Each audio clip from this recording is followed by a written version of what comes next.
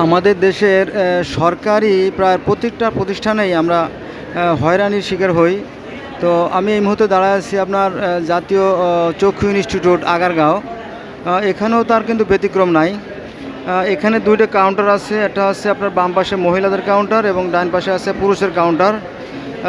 ডান পাশে পুরুষ কাউন্টারেও লোক একজন শর্ট, আবার বাম পাশে মহিলা কাউন্টারেও পুরুষ একজন শর্ট। অথচ এই ভোগান্তি শিকার হচ্ছে সাধারণ জনগণ। দেখেন এখানে বিশাল বিশাল লম্বা সারিয়াল।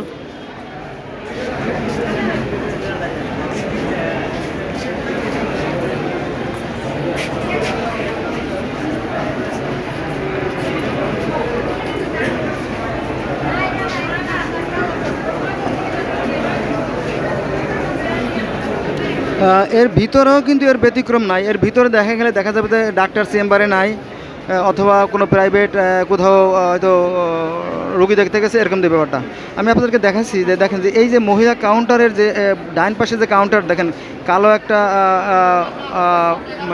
একটা কাগজ দিয়ে ঢেকে রাখা হয়েছে। দেখেন আমি আরও দেখাবো।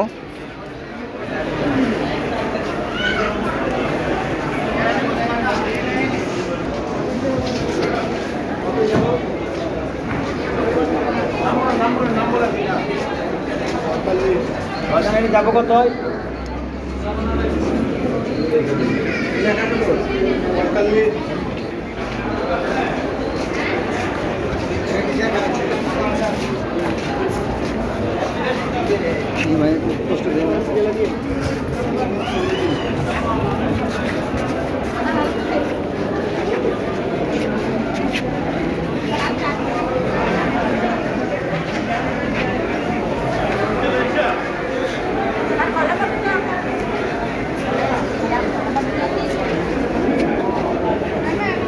এখানে দুইটা কাউন্টারে কিন্তু দুইজন লোক কি শর্ট লোক আছে। মোট দুই কাউন্টারে চারজনের মধ্যে দুইজনই শর্ট।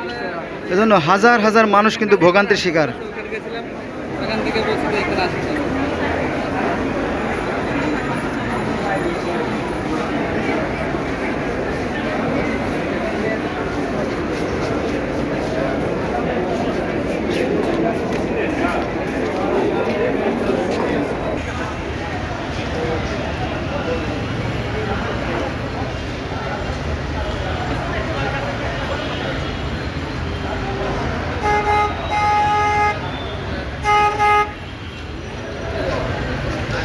ভিতরে থেকে বেশি কথা বলাটা নিরাপদ না, কারণ ওরা আমাকে মাইর ধরে দিতে পারে আনসাররা, বুঝছেন। কারণ যুগের অবস্থা জানেনি।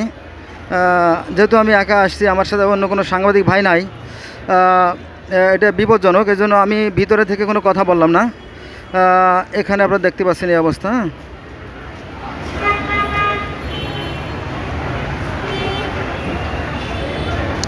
তো এটা ঠিক আছে যে এখানে যে ক্লিনার যারা আছে, যারা ক্লিনার কেয়ারটেকার যারা, তারা কিন্তু তাদের ঠিক করে ডিউটি করতেছে। কারণ তারা যদি ডিউটি ঠিক মতো না করে, তাদের কিন্তু কোনো চাকরি থাকবে না। হ্যাঁ, এলো বিষয়। কিন্তু ভিতরে যারা বড় বড় দুর্নীতিবাজ, ডাক্তার বলেন আর অন্য পোস্ট দেখলেনি, তাই না? এখানে সিরিয়ালে যে মাত্র দুইজন করে মানুষ, তার একজনই নাই। মহিলাদের সিরিয়াল সেখানেও নাই। আবার এই যে আনসাররা দেখেন যে মোবাইল টিপতেছে, দেখেন এই যে এই যে এই যে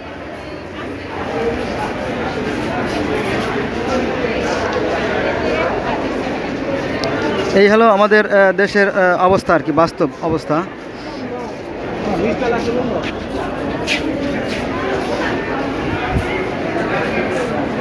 হাজার হাজার মানুষ ভোগান্তির শিকার।